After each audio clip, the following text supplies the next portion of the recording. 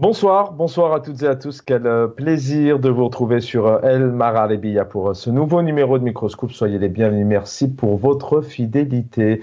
L'actualité continue, dominée en Algérie notamment par cette échéance qui arrive maintenant. C'est le 7 septembre prochain, ces élections présidentielles, tant attendues par le pouvoir algérien, mais toujours un désintérêt total par le peuple algérien qui n'évoque pas du tout, quasiment pas ces élections. Parfois et beaucoup pour certains ont la méconnaissance de ce scrutin avec tant d'importance.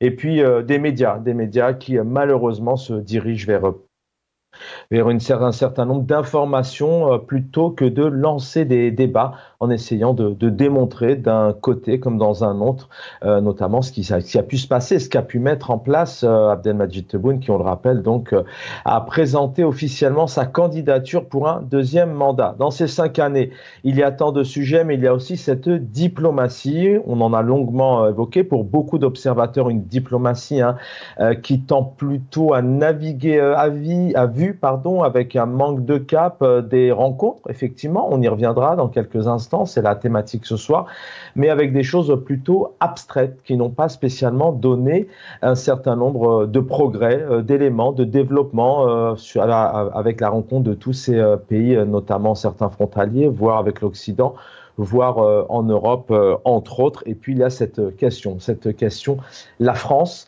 ces relations franco-algériennes qui maintenant posent plusieurs questions depuis plusieurs décennies, notamment depuis ces 5 années, le je t'aime, moi non plus.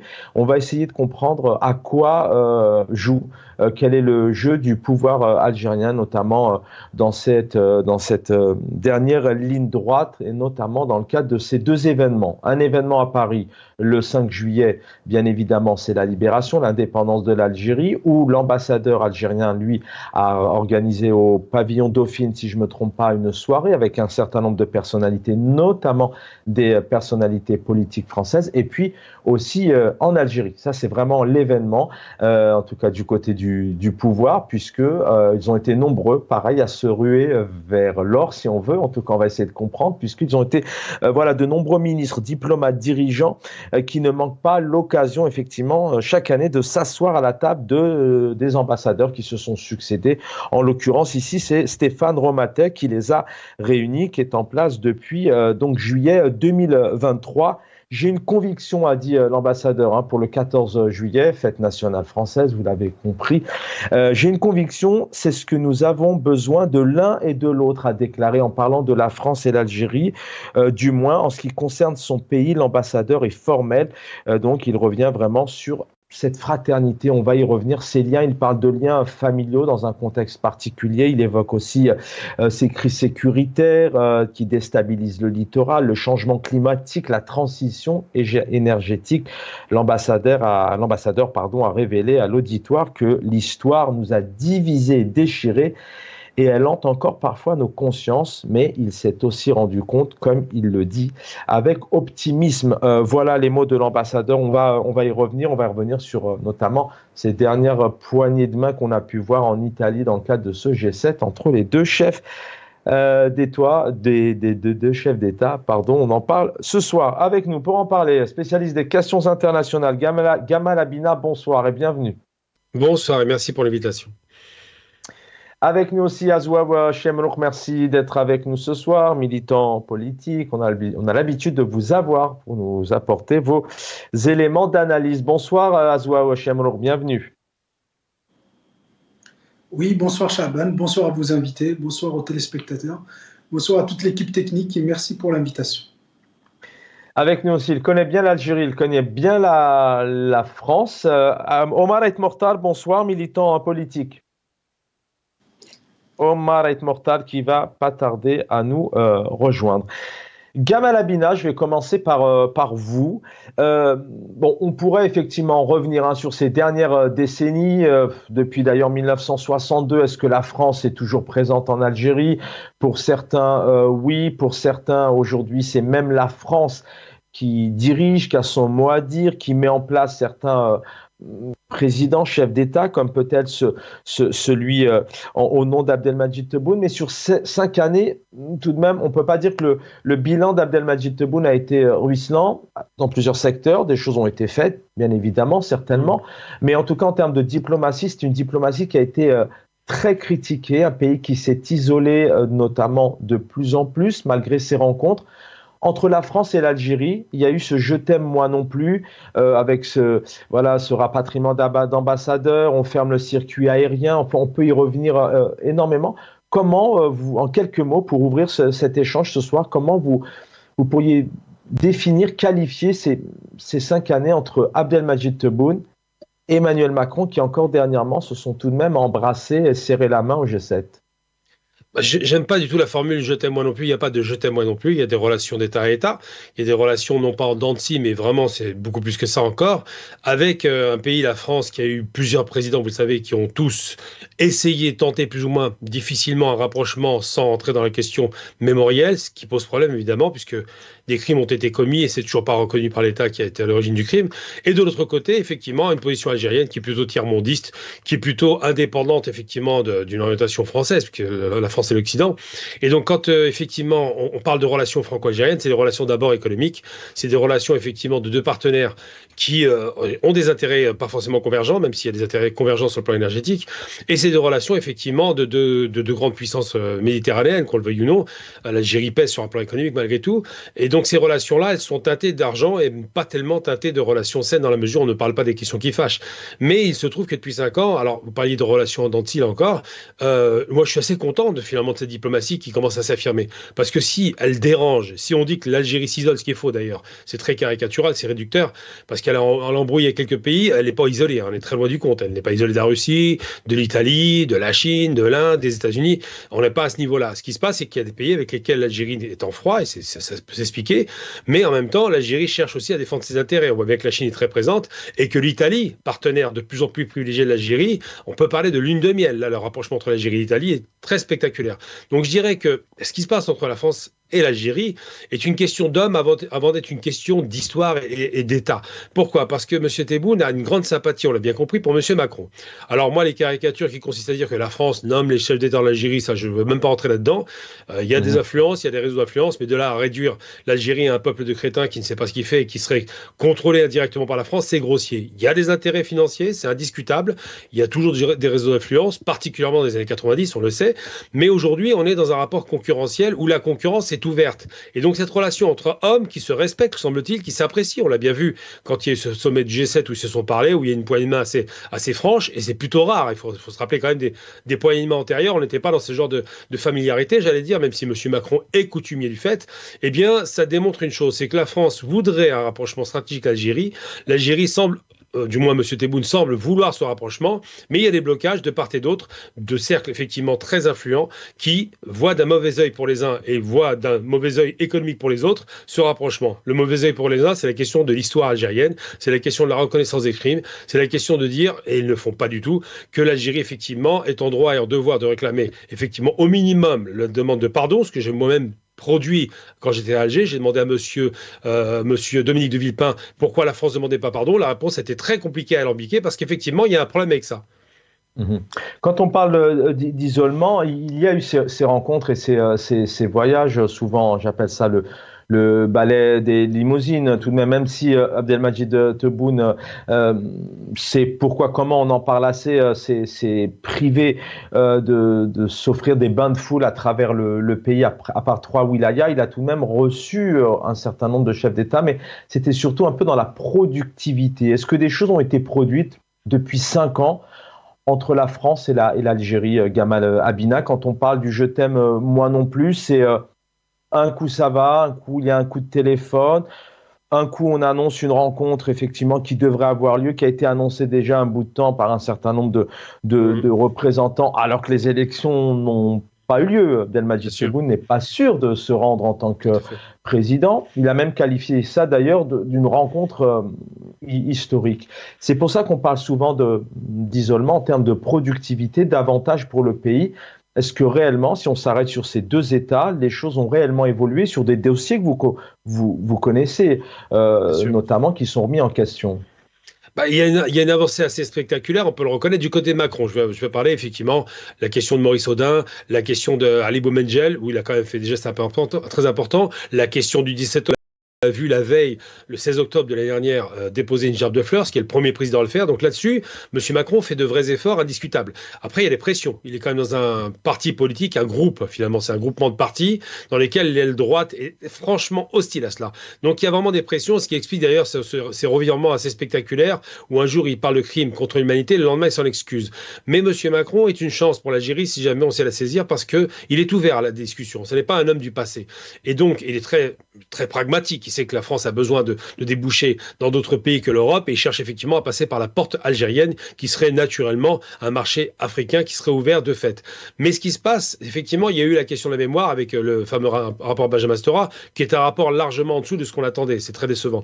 Mais il y a cette volonté d'ouvrir les archives. Il y a cette volonté de créer des liens dynamiques qui ne sont pas assez importants. Et en même temps, il y a tout de même des réceptions qui, vous l'avez souligné, sont des réceptions de qualité. On sent bien qu'il y a un rapprochement entre les deux hommes qui traduit quelque chose. On a vu cette tentative de bain de foule de M. Macron quand il était à Oran. Donc effectivement, ces questions sont posées avec acuité, mais je suis d'accord avec vous, c'est vrai qu'on pourrait mieux faire. Après, à l'aune du passé, ils ont fait beaucoup plus que tous les présidents pendant 50 ans. Donc là, il faut le souligner. Maintenant, espérons effectivement qu'il y ait une avancée réelle et sérieuse dans les relations pour faire en sorte que ce passé soit pas oublié. Il faut que la France demande pardon, ça se négocie pas. Et ensuite, qu'on puisse enfin avoir une collaboration parce qu'il faut jamais oublier que 6 à 7 millions d'Algériens résident actuellement depuis 60 ans en France.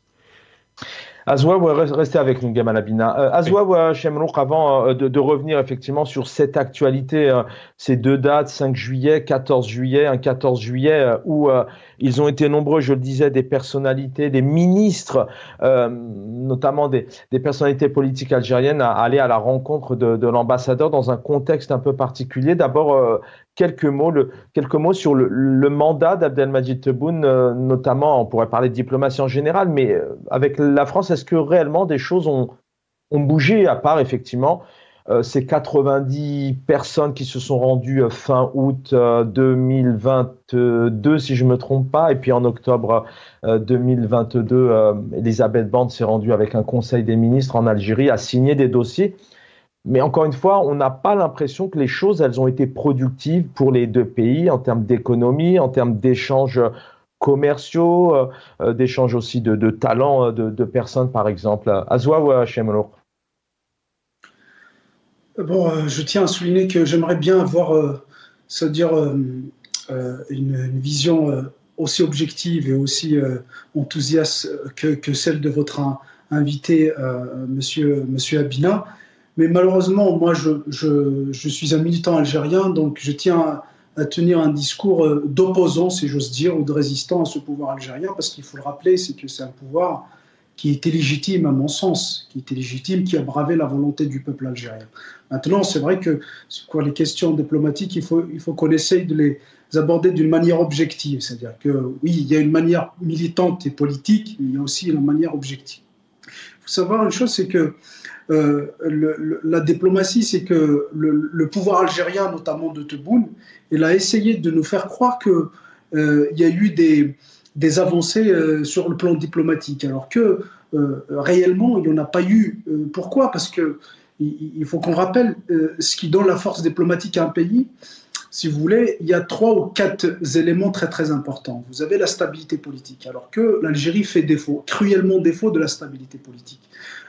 Donc quand on n'a pas de démocratie, quand il y a la volonté du peuple qui est bravée, donc vous avez l'illégitimité du pouvoir ou des dirigeants, donc ils ont, si vous voulez, une faiblesse quand ils vont, c'est-à-dire à la rencontre de leurs homologues étrangers.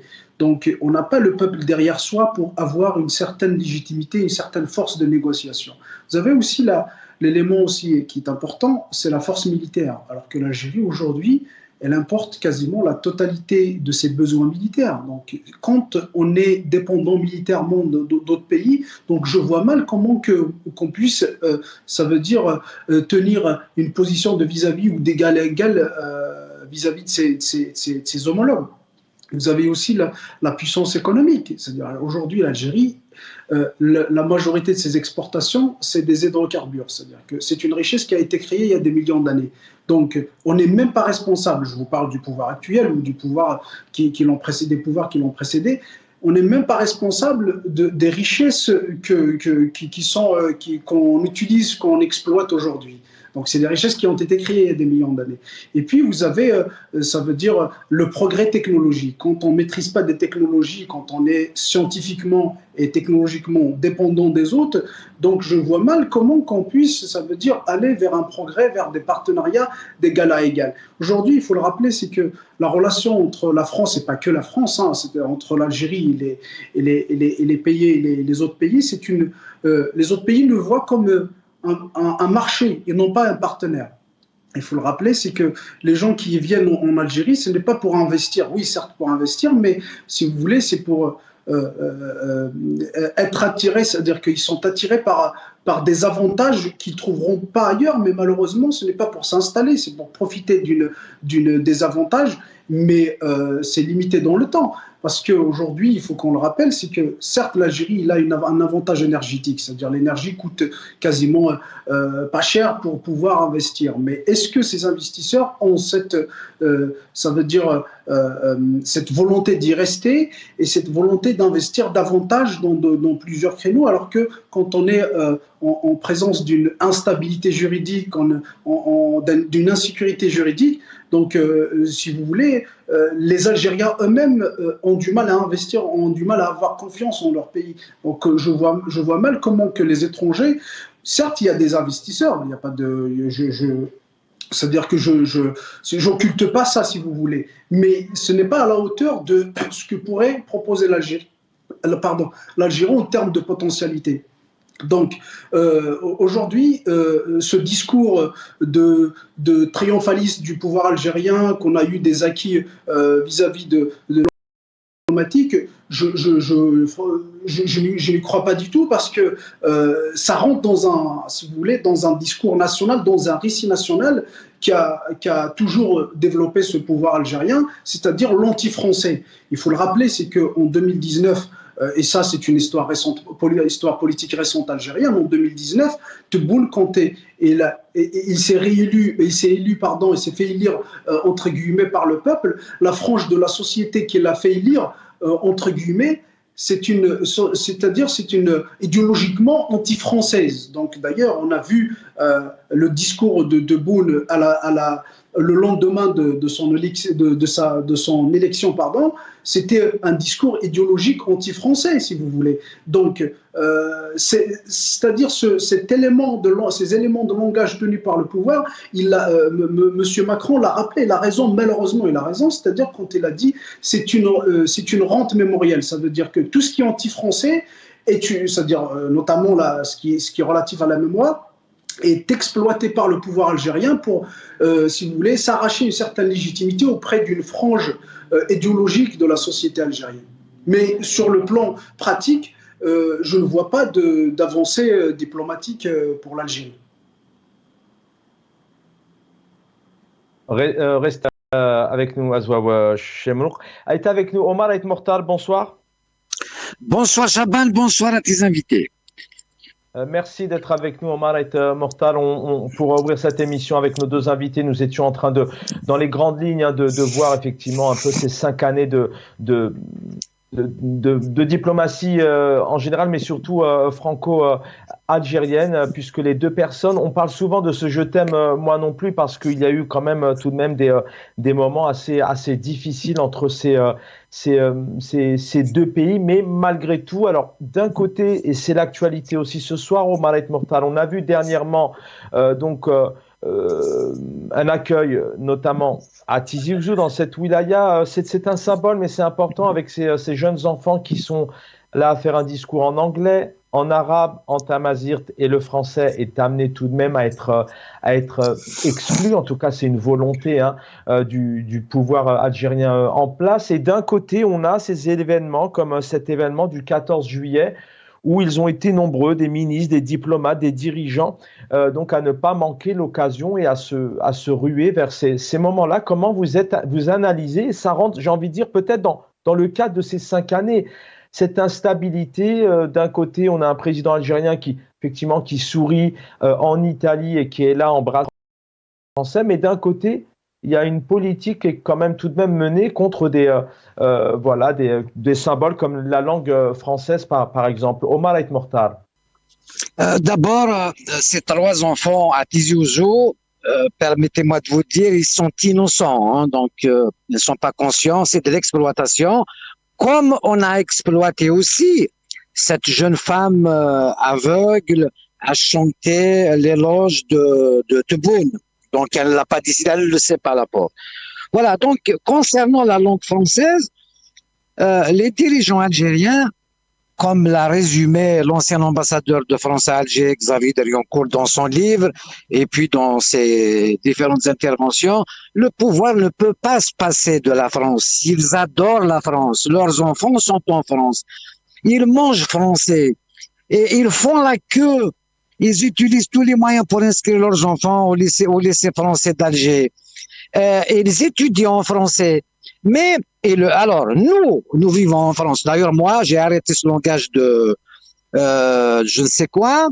Moi, je vis en France, j'aime la France. Ça ne veut pas dire que je n'aime pas mon pays. S'ils veulent le considérer comme ça, libre à eux.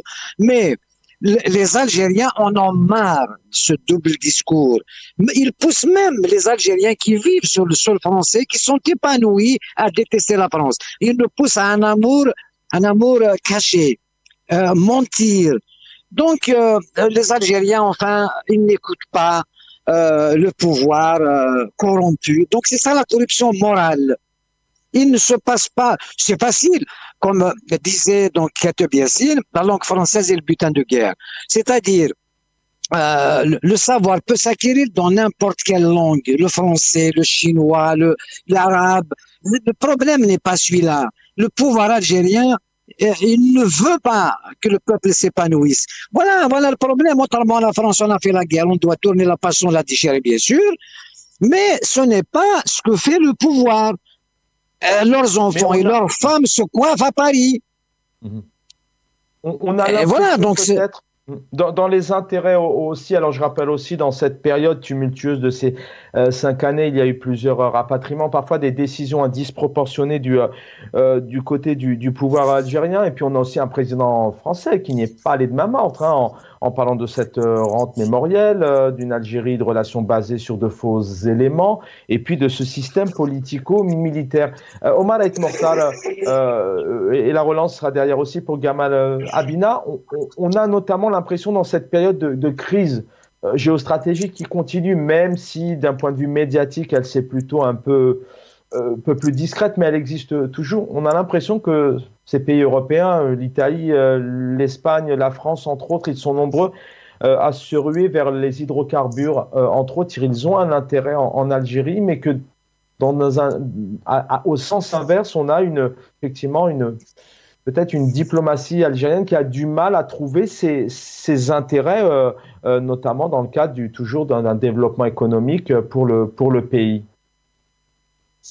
Mais tu sais, à part les hydrocarbures, franchement, les Européens n'ont pas besoin de l'Algérie. Bien sûr, l'Algérien, qui est différent du pouvoir algérien, la diaspora algérienne est nombreuse, notamment en France. Elle cherche vraiment à établir des passerelles, mais le pouvoir n'en veut pas. Donc le pouvoir doit tout contrôler. Et mis à part le pétrole et le gaz, nous sommes un pays rentier, un pays qui refuse le développement. Voilà ce qui se passe et les Européens l'ont compris. La France aussi. La France, elle ne sait pas sur quel pied danser avec l'Algérie. Alors quand tu vois Tebboune dire la visite en France est très importante. C'est comme si nous ne sommes pas indépendants, nous ne sommes pas un pays souverain. C'est ça le drame. Et même quand tu vois Tebboune accepter d'écrire l'histoire avec l'ancien colonisateur. Et c'est Benjamin Stora qui va. Alors, le pouvoir algérien, depuis l'été 62, Boumediene et Ben Bella ont empêché l'écriture de la véritable histoire de l'Algérie. Ils veulent l'écrire avec l'ancien colonisateur. Mais on marche sur la tête. Moi, personnellement, je me suis déplacé à l'ONM, à l'Organisation nationale des Moudjahidines à Alger. J'ai vu le secrétaire général qui était c'est Mohamed Ouammar Ben El Hadj. Je lui ai dit comment vous écrivez. Il m'a dit mais pas du tout. Mais ce n'est pas nous.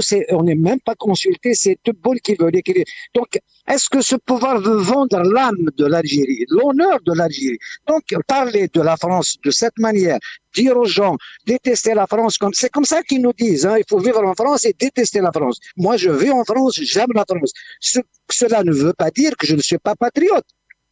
Je le suis comme tous les Algériens le sont. Mais ce pouvoir, de toute façon, qui écoute ce pouvoir, franchement, instable? On ne sait pas si Tebboune finira son mandat déjà, celui-là, malade qu'il est à 79 ans. Est-ce qu'il va finir le prochain mandat? Il pousse l'Algérie à l'instabilité, tout le monde le sait. Voilà ce qui se passe avec la France, cette relation avec la France qui est un pays souverain. Nous sommes un pays souverain. Si nous respectons la mémoire des valeurs martyrs, c'est d'établir des relations de travail égal à égal, point à la ligne. Mais l'histoire de la langue, on s'en fout de la langue. Comment éviter le français alors qu'on a 8 millions d'Algériens à l'étranger qui parlent français, un peuple algérien qui maîtrise le français, c'est-à-dire ils veulent retarder les Algériens. C'est ça le problème. Comment voulez-vous exclure les binationaux de tous les postes à responsabilité? Donc, si tu vis en France, tu as la double nationalité, tu n'as aucune chance d'aider ton pays. Et en plus, si tu parles français, ils vont t'exiger à parler arabe ou anglais. Voilà.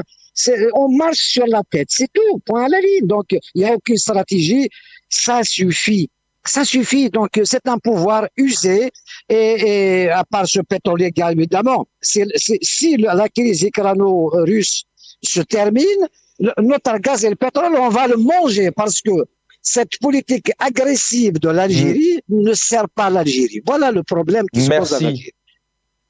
Merci Omar Aït Mortal. Je reviens à vous. Gamal Abina est avec nous ce soir. Voici les mots de l'ambassadeur parisien français en Algérie. Nous avons maintenant une responsabilité, dit-il, un devoir, celui de garder le cap, celui d'aller de l'avant entre la France et l'Algérie, celui de continuer à travailler avec acharnement et avec détermination pour enrichir sans cesse davantage cette relation unique. Encore une fois, on a le travail de Benjamin Stora n'a pas été celui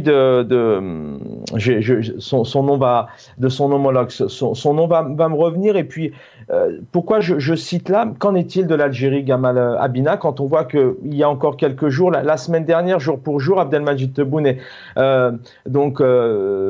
visite, déambule dans la wilaya de Tizi Ouzou, qui fait encore beaucoup de polémiques sur l'organisation de ce moment. On en a longuement parlé. Mais effectivement, il y a cette image de ces jeunes enfants qui l'accueillent et qui, quand on connaît la France et l'Algérie, ne parlent pas en français. Et on a l'impression ici, effectivement, que il y a peut-être une incohérence dans les positionnements. Et malgré ça, sur ce moment-là, on a vu tout de même une diplomatie algérienne, un gouvernement algérien être très présent dans le cadre de cette invitation de ce 14 juillet.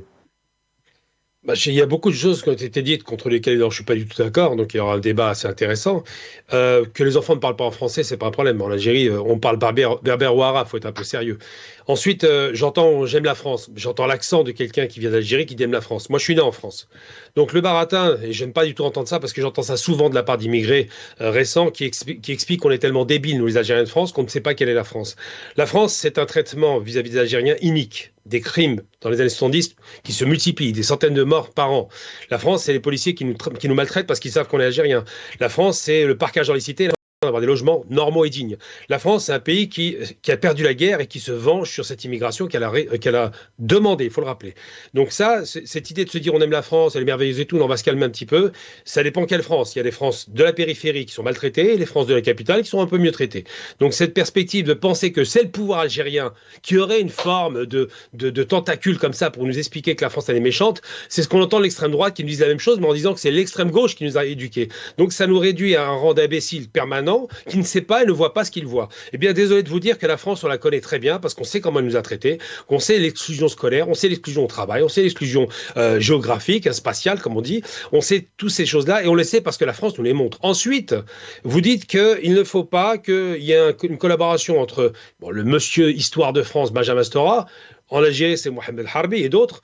Il ne faut pas qu'il y ait une collaboration. Mais si, elle est nécessaire. Pourquoi? Pas parce qu'on va chercher en France la connaissance. C'est parce que les Français ont confisqué, après la guerre, toutes Qui les a archives. dit, Gamal Abina, C'est important que je finisse jusqu'au bout. Parce oui, que non, mais j'ai juste coupé savoir qui a dit qu'il ne fallait pas. Non, non, mais juste savoir qui a dit. votre intervention, M. Omar, le candidat, Ah. je conteste ce qu'il dit parce que je suis désolé. J'ai un copain qui est historien, Saler Salem, qui m'a expliqué un petit peu le process. Il faut être chercheur déjà pour être habilité à avoir accès aux archives. Donc c'est très exclusif.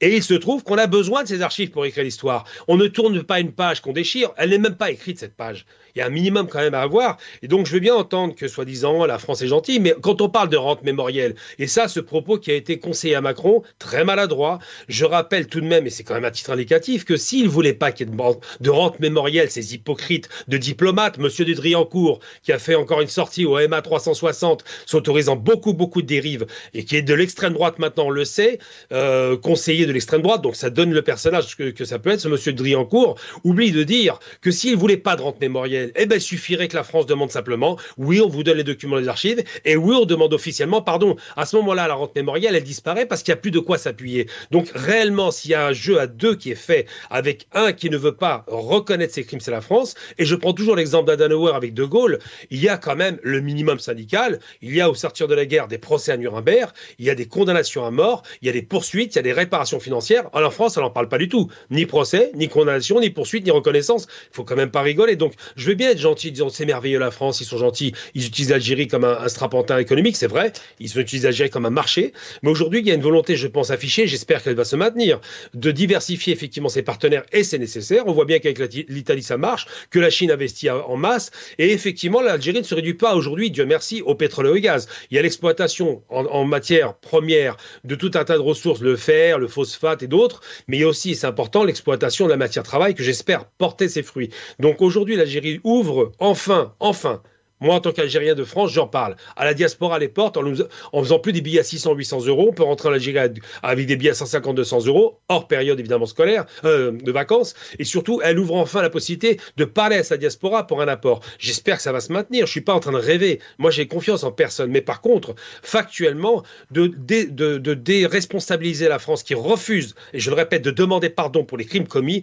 il y a quand même un minimum. L'Allemagne s'est réconciliée avec la France parce qu'elle a demandé pardon officiellement. Voilà ce qui s'est passé. Donc ça, c'est un aspect qui est quand même pas à mettre de côté. Vous n'avez pas l'impression que on va donner la parole à Chemlouk, mais vous prenez l'exemple de l'Allemagne avec cette période d'histoire qui reste sans nom, inqualifiable, mais on n'a pas l'impression tout de même que comparé à ces deux États, puisque vous parlez de l'Allemagne, que les choses elles sont quand même plus stabilisées, plus claires, le cap est tout de même assez stabilisé entre l'Allemagne et la France. On a l'impression, alors ce qui est intéressant ce soir, c'est aussi de s'intéresser à ce qui se passe du côté du pouvoir algérien. C'est pour ça que je mettais un petit peu en parallèle où à la fois on a tout de même parfois un certain nombre de décisions qui sont prises d'un côté, notamment sur ces 5 années vis-à-vis de la France. Il y a plusieurs exemples.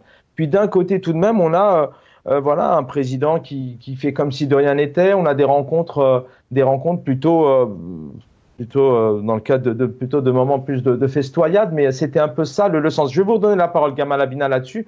Azwa ou Chemlouk, je vous laisse réagir. Pour finir mon propos là. Oui, alors allez-y, prenez une minute, Gamal Abina. Oui, une minute, juste très rapidement. Je compare toujours la France et l'Allemagne, parce que c'est quand même 3 guerres consécutives, c'est pas une mais 3. Mais surtout, en termes de crimes, la proportion de crimes commis en Algérie, c'est entre 5 et 6 millions de personnes. Donc la France n'a pas connu ça avec l'Allemagne. Je pense que, et pourtant, l'Allemagne demandait pardon. Donc je pense qu'il faut vraiment tenir compte du fait d'une chose, c'est que si on veut apaiser la relation, il faut arrêter de charger la mule d'un côté, oubliant la responsabilité de l'autre. Monsieur Macron est un homme qui peut être intéressant, qui peut franchir ce cap, mais il y a encore beaucoup de haineux de la guerre d'Algérie qui sont présents, qui sont influencés, qui sont des rapatriés, et qui ne veulent pas, surtout qu'il y a un apaisement entre les deux pays. Et moi, j'appelle à cet apaisement. La différence, c'est pas que j'aime la France pour l'aimer, ça ne m'intéresse pas, c'est idiot. Je veux que la France fasse ce travail de demande de pardon comme l'Allemagne l'a fait avec la France. Azwa ou Chemlouk, on vous laisse réagir là-dessus. Et puis je le disais, c'est vraiment l'actualité ce soir, mais c'est peut-être un exemple. Mais voilà, on a ce moment assez important où l'ambassadeur a invité, ils ont été présents, ces ambassadeurs, ces représentants, ces diplomates, dirigeants algériens. Puis d'un côté, on a tout de même un manque de cap, une fragilité, peut-être un manque réellement de décision, de posture sur ce que fait un peu la diplomatie algérienne de la France, dans toute sa globalité, bien sûr. Je pense que ça rentre dans le symbolique, si vous voulez, parce que c'est une fête nationale française, donc ils ont tout à fait le droit d'inviter, c'est-à-dire les représentations diplomatiques d'autres pays, un peu que ce que fait le pouvoir algérien, si vous voulez. Donc je pense que ça rentre c'est-à-dire dans l'usage diplomatique des pays, donc c'est tout à fait faisable à ce qu'on invite d'autres pays à participer à la fête nationale. Ça, si vous voulez, c'est symbolique, c'est diplomatique et symbolique. Mais moi, je voudrais juste rappeler quelque chose, c'est que moi, je suis un jeune Algérien qui est né en Algérie, qui a grandi en Algérie, qui est venu en France, c'est-à-dire c'est un pays, une terre d'accueil, c'est un pays, si vous voulez, j'arrive à faire la distinction entre la France coloniale et la France historique et le peuple français actuellement. Donc, si vous voulez, ce n'est pas le peuple français qui est responsable de ce qui a été commis par la France coloniale. Je vous parle du peuple français aujourd'hui, bien évidemment, qui est responsable. Donc nous, en tant que jeunesse, je pense que notre responsabilité, notre devoir d'aller de l'avant et c'est-à-dire de construire ces ponts et ces passerelles entre les deux peuples. Mais dans cette responsabilité, je vous coupe parce que le temps passe, mais dans cette responsabilité, bon, effectivement, il y a eu quelques annonces d'Abdelmadjid Tebboune sur un peu l'ouverture à la diaspora. Il a fait quelques annonces dans le cadre de certains salons, mais cette diaspora, tout de même, elle se compte en millions. Et c'est vrai que d'un côté, on a aussi peut-être un pouvoir algérien qui, à un moment donné, n'a peut-être pas été à la hauteur d'encadrer, d'accompagner, de faire en sorte aussi que ces Algériens et Algériennes restent aussi au pays. C'est des éléments importants, ça, afin qu'ils ne puissent pas aussi, malheureusement, partir. Comment vous réagissez, notamment, vous qui êtes jeune et vous êtes en France? D'ailleurs, vous militez certainement pour des raisons politiques aujourd'hui, vous ne pouvez plus vous y rendre. Azwa ou Hachem? Je crois que vous avez, c'est-à-dire répondu à votre question, c'est-à-dire qu'ils ont tout fait pour nous chasser du pays. Justement, aujourd'hui, ils essayent de nous faire, si vous voulez, attirer avec des investissements, avec des, je ne sais pas comment l'appeler, mais à mon sens, c'est-à-dire, si vous voulez, ça rentre pas c'est-à-dire on peut pas penser à ce qu'un pouvoir qui chasse la jeunesse, qui fuit le pays par des milliers, pouvoir faire quelque chose pour la diaspora. Donc moi j'aimerais juste insister sur quelque chose parce que il faut que je rappelle ma position. Ma position, c'est un Algérien. Moi, ce qui m'importe aujourd'hui, c'est le pouvoir algérien, non pas le pouvoir français ou la France. Parce que si on veut réussir notre indépendance, ce n'est pas en demandant le pardon. Franchement, je vous le dis, c'est vrai, certes, historiquement et symboliquement, c'est bien de demander le pardon parce que ça permet d'ouvrir, de construire ces passerelles, ça permet, c'est-à-dire d'ouvrir une nouvelle page d'histoire, comme le disait tout à l'heure votre invité. Il n'y a pas de problème sur ça, c'est symbolique. Mais moi, je ne cherche pas à demander le pardon. Je cherche à réussir mon indépendance. C'est-à-dire qu'à ce qu'aucun Algérien ne quitte son pays comme l'a fait les millions d'Algériens après l'indépendance. C'est ça ce qui m'importe aujourd'hui. Moi, ce qui m'importe, c'est la position de l'Algérie, la position du pouvoir algérien. C'est-à-dire, moi, ce qui m'importe aujourd'hui, c'est la démocratie dans mon pays, c'est la liberté dans mon pays. Maintenant, ce qui concerne la position de la France, elle est souveraine dans ses positions. Et quand on a un intercontrat... Puis dans son intérêt, souvent. Ben, c'est tout à fait légitime. Si j'étais Macron, j'aurais fait pareil. Peut-être je chercherais les intérêts de mon pays ailleurs, là où il se trouve. Donc, si vous voulez, moi, ce qui m'importe aujourd'hui, c'est la démocratie dans mon pays. C'est les libertés. Aujourd'hui, on ne peut pas parler de vis-à-vis ou d'égal à égal avec la France, avec une instabilité politique, avec une dictature qui est en train de s'installer. Là où je suis en désaccord avec votre invité, justement, c'est ça. C'est que il n'y a pas de perspective de belles choses qui sont en train de se faire dans le pays. C'est-à-dire que si on établit, si on dresse un bilan sur tous les plans aujourd'hui en Algérie, ce n'est pas parce que je le veux, mais c'est la réalité malheureusement. Il y a une régression phénoménale dans les libertés politiques aujourd'hui. Il y a une régression, il y a une militarisation, c'est-à-dire il faut qu'on essaye de l'imaginer ne serait-ce une seconde, c'est-à-dire cette régression politique, économique et sociale dans notre pays aujourd'hui. Donc moi, c'est ce qui m'importe. C'est-à-dire que c'est parce que tous ces éléments-là, si vous voulez, contribuent à avoir une force diplomatique pour pouvoir discuter avec la France aujourd'hui, pour leur exiger un pardon. Mais franchement, moi, je ne demande pas un pardon à la France, pour être clair. Je demande à ce qu'on réussisse notre indépendance, à ce qu'on n'ait plus besoin de venir en France, autant que jeune Algérien. Moi, je demande à ce qu'on ouvre une vraie nouvelle page avec le peuple français. C'est un peuple jeune, quand je dis jeune, c'est-à-dire qui n'est pas responsable des crimes qui ont été commis. Nous, on essaye de faire, ça veut dire, si vous voulez, la réconciliation avec ce peuple français. On n'était pas responsable des exactions qui ont été commises. Certes, la reconnaissance est une bonne chose pour aller vers de meilleures relations avec la France, mais je ne vais pas être otage de ça. Et je le disais tout à l'heure que c'est le pouvoir algérien, et je réitère ma position. Moi, ce qui m'intéresse, c'est le pouvoir algérien et la position du pouvoir algérien. Le pouvoir français, il est dans son rôle.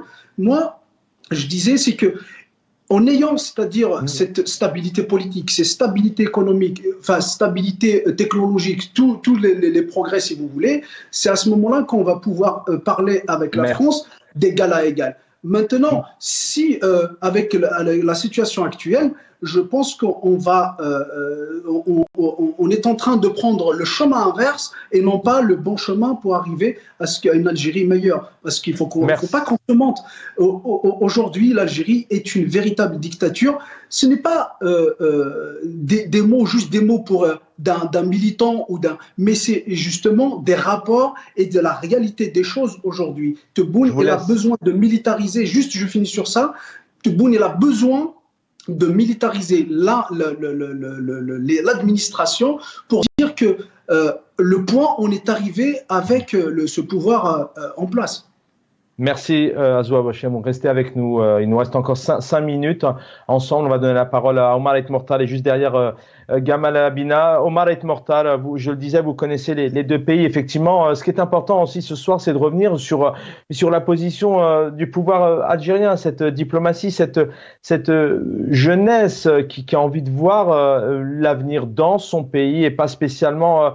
On a entendu il y a quelques temps Driancourt annoncer effectivement qu'il y a des Algériens qui veulent partir, alors peut-être pas 44 millions, mais ils sont des dizaines de milliers à vouloir partir après leur bac. Il y en a eu encore un peu plus de 1000 sur quelques heures qui sont arrivés en Espagne. Omar El Mortal. Quand j'entends Gamel, donc votre invité, que je salue tout de même, il a fait l'école française, donc il a appris l'histoire de la France. Moi, j'ai fait l'école algérienne.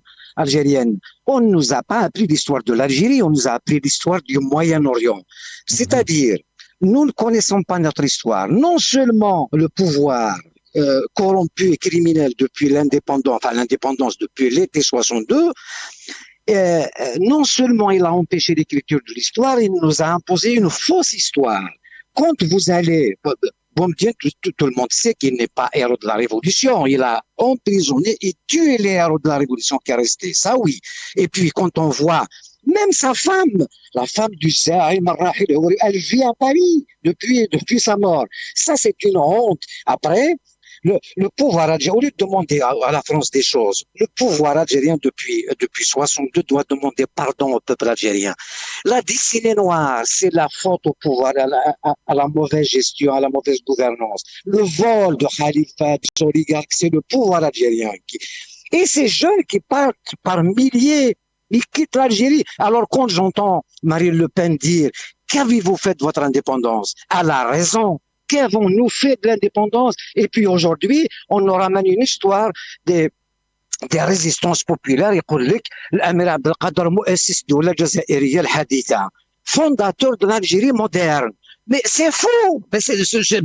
Amir Abdelkader était résistant, comme ce fut Fadman Soumer, Cheikh Al-Mourani, Cheikh Haddad. Mais Fadman Soumer ou Cheikh Haddad n'ont pas défendu l'Algérie, ils ont défendu leur territoire. C'était contre le colonialisme, certes, mais pourquoi nous faire cette fausse histoire? Il y a une ligne qui dit nous sommes descendants des Amazighs et tout le reste nous sommes arabes, parce que nous sommes arabes. Dites-moi, moi je suis kabyle, je ne suis pas contre les Arabes, bien évidemment, qu'on appartienne à cette organisation du monde arabe. Oui, mais qu'on nous dise que nous sommes arabes, c'est faux. Donc un Kabyle va vous dire jusqu'à aujourd'hui je suis Kabyle. Il va pas vous dire je suis algérien. Parce que si je suis algérien, je suis exclu.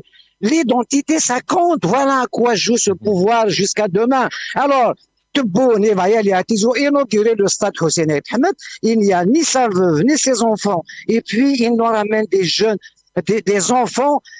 On leur apprend comment se prosterner.